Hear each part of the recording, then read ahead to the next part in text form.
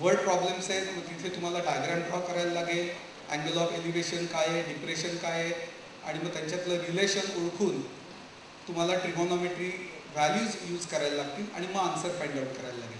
पण word problems करण्यापूर्वी या ज्या बेसिक गोष्टी आहेत त्या तुम्ही चांगला प्रिपेअर केल्या पाहिजे. त्यानंतर कोऑर्डिनेट जॉमेट्री हाही एक महत्त्वाचा टॉपिक आहे. आता हे टॉपिक्स त्यांनी का घेतले आहेत याचं कारण पुढे तुम्ही मॅथमॅटिक्स घ्या अथवा घेऊ नका, पण कुठलीही कॉम्पिटिटिव्ह एक्झाम तुम्ही देणार असाल तर ज्या बेसिक गोष्टी लागतात त्या त्यांनी 10वीपर्यंतच्या सिलेबसमध्ये दिल्या आहेत. आता एखादा पॉईंट प्लॉट करायचा असेल तर तो नेमका कसा करायचा हे यात त्यांनी सांगितलेलं आहे.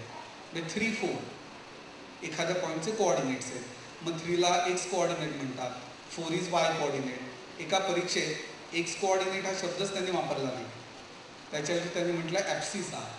तर चांगल्या स्टुडंटला हा शब्द माहिती पाहिजे की एक्स कोऑर्डिनेट म्हणजेच ॲप्सिसा, वाय कोऑर्डिनेटला अजून एक नाव आहे ऑर्डिनेट. त्यामुळे हे या ज्या गोष्टी आहेत त्या आपणच आपल्या शोधायच्या असतात आणि त्याचा पुढे उपयोग आपल्याला होतो. तसंच याच टॉपिकमध्ये लाईन म्हणजे काय, मग लाईनचा स्लोप म्हणजे काय, लाईनची वेगवेगळ्या फॉर्म्समधली इक्वेशन्स कुठली आहे, 2 लाईन्समधला जर आपल्याला अँगल शोधायचा असेल तर काय करायला लागतं, हे सगळं या टॉपिकमध्ये दिलं आहे.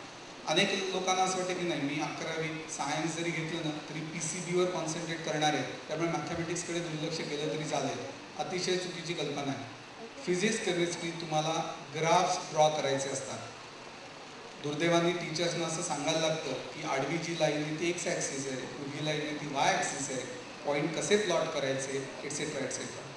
तर तेव्हा तशी वेळ येऊ नये म्हणून या टॉपिककडे तुम्ही अतिशय लक्ष देणं गरजेचं आहे. आता यातली बरीचशी नावं जी आहेत ती थोडी विचित्र आहेत. जसं मी सांगितलं ॲप्सिसा आहे, तर याचं कारण हा जो पार्ट आहे तो सुरुवातीला ग्रीक मॅथमॅटिशियन्सने त्याचा अभ्यास केला आहे. जसं एक्स आणि वाय यांना म्हणतात कार्टेशियन कोऑर्डिनेट्स. असं का म्हणतात, because they were invented by Descartes. त्या कार्ट्यांनी शोधून काढले आणि आता आपल्याला अभ्यास करायला लागतो. तर हे पण या ज्या गोष्टी आहेत ना त्या पण आपल्याला माहिती पाहिजे आणि त्या दृष्टीने जर तुम्ही पुस्तक बघितलं तर तुम्हाला हे जे मॅथमॅटिशियन्स आहेत त्यांची चित्र आणि त्यांच्याविषयीची माहिती ही तुम्हाला तिथे मिळेल. हा एक अजून चांगला फीचर नवीन पुस्तकाचा. म्हणजे आपले आयडॉल्स कोण पाहिजेत, आपले हिरोज कोण पाहिजे, तर आपले हिरोज पायथागोरस पाहिजे. आपले हिरोज दुर्दैवाने भलतेच असतात की ज्यांचा अभ्यासाशी काही संबंध नसतो. तर आपले हिरोज हे पाहिजेत किंवा ॲम्पियर पाहिजे, वोल्ट पाहिजे. मी तर म्हणतो असा तुम्ही उपक्रम केला पाहिजे, एक वेगळी वही करायची सायन्स आणि मॅथ्समध्ये पुस्तकात ज्या ज्या शास्त्रज्ञांची त्यांनी नावं दिली आहेत त्यांचे फोटोज हे इंटरनेटवर तुम्हाला दिसतील किंवा पुस्तकात पण आहे, पण ती क्वालिटी तेवढी चांगली नाही. तो फोटो तिथे चिकटवायचा आणि त्यांच्याविषयीची माहिती आणि पुस्तकात त्यांनी लावलेला जो शोध आहे त्याची माहिती दिली आहे त्याविषयी थोडी अधिक माहिती तुम्ही करा. मी तो म्हणतो आपण मिशन SCC तर्फे अशी कॉम्पिटिशन पण ठेवू आणि त्याला प्राइजेस देऊ की जो सगळ्यात चांगला उपक्रम सगळ्यात चांगल्या पद्धतीने करेल त्याला बक्षीस. यानंतर शेवटचा टॉपिक आहे मेन्सुरेशन. आता मेन्सुरेशन हा टॉपिक जरी कठीण नसला तरी यात कॅल्क्युलेशन्स खूप आहेत.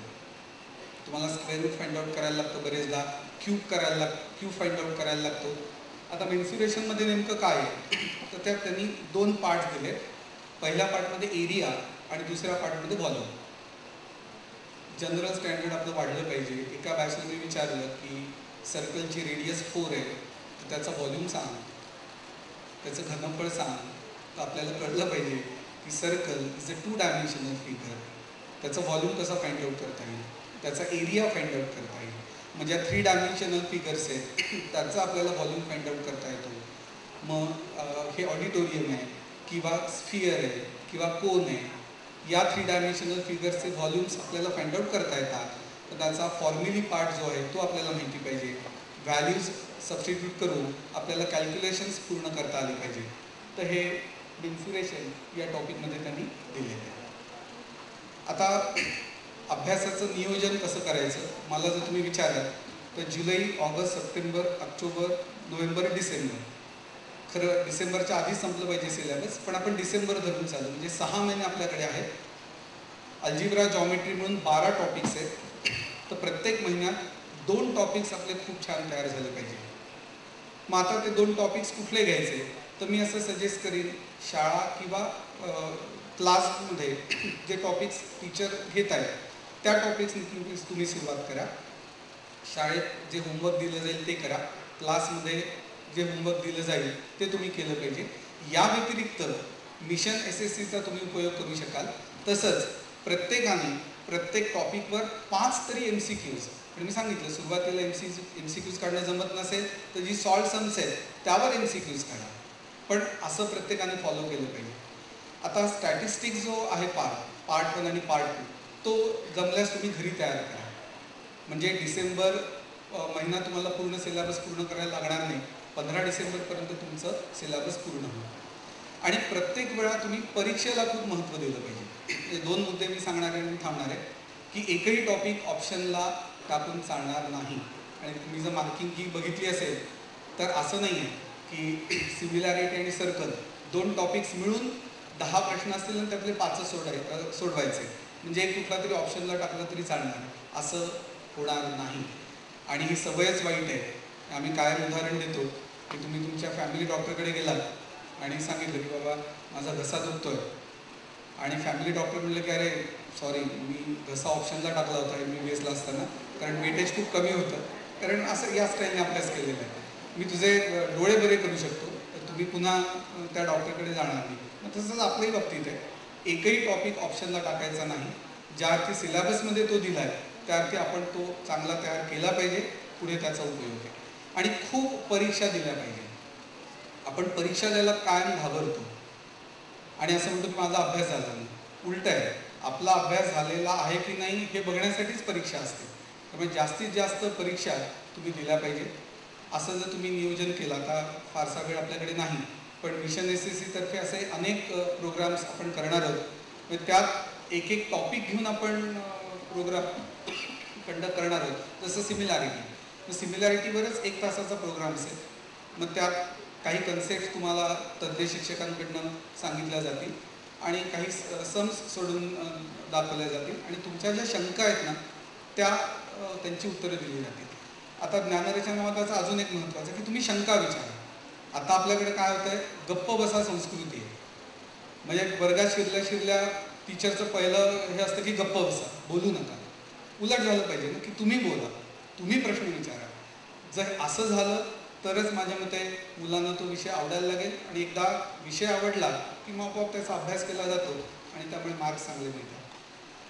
तर तुम्हा सगळ्यांना मी अभ्यासासाठी शुभेच्छा देतो.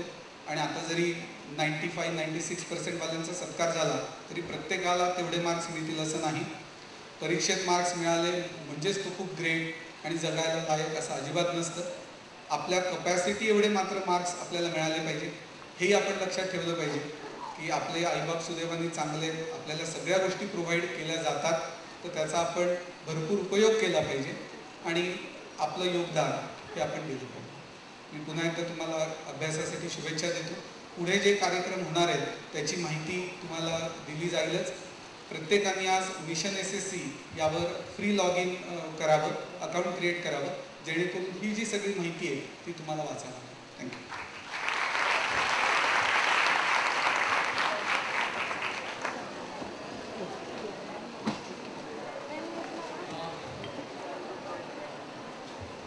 एक विद्यार्थिनी ती जरा उशिरा आली, तिचा आपण सत्कार करूया आणि त्याच्यानंतर तुम्ही गेलात तरी चालेल. ऋतुजा जोशी, मी रानडे सरांना अशी विनंती करतो की त्यांनी तिचा सत्कार करावा. ऋतुजा जोशी. आणि या सगळ्या विद्यार्थ्यांचं कौतुक म्हणून आम्ही पेढे ठेवलेले आहेत बाहेर, तर कृपया प्रत्येकाने जाताना पेढ्याचा आस्वाद घ्यावा. ऋतुजा जोशी.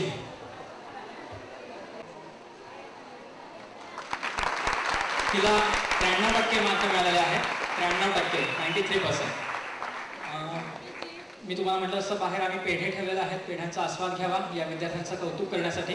आणि आम्ही पुढच्या आठवड्यात काही फ्री वेबिनार कंडक्ट करणार आहोत. म्हणजे ऑनलाईन आम्ही काही लाईव्ह लेक्चर्स, लाईव्ह सेमिनार घेणार आहोत पुढच्या आठवड्यामध्ये.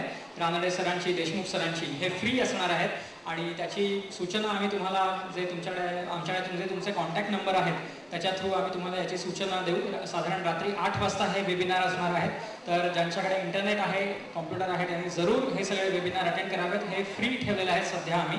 आणि तर मी तुम्हाला अशी विनंती करतो की कृपया हे वेबिनार जास्तीत जास्त संख्येने अटेंड करा आणि त्यांचा तुम्ही फायदा घ्या. आज इथे तुम्ही सगळेजण आलात याबद्दल मी एडनेक्सचा आणि मिशन SSC तर्फे तुमचे आभार मानतो.